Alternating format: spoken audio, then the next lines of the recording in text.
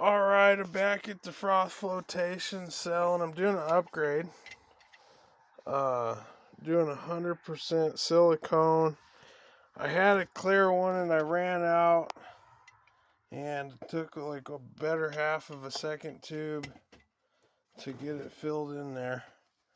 But what we're doing is we're trying to level the playing ground so it's easier to clean out and we don't have to dig around the hockey puck. So all I did was shoot some of that silicone in there, and then that way we're going to be able to flow out a little bit better. And this stuff's 100% silicone, so it should peel out of the box pretty good. It's on plastic and it was kind of dirty already. I don't know if there's like a oil base or something that you're supposed to use as a primer to free it up, but it's going to be great. We got straight up, the air hose comes up. We're going to let that dry for 72 hours. We got our ore finally graded.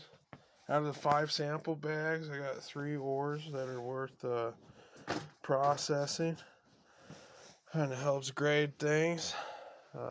When you do the audit on these kind of stones, ooh, that silicone is some nasty stuff.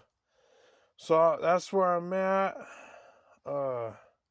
Yeah, it's gonna be awesome. Later on, y'all.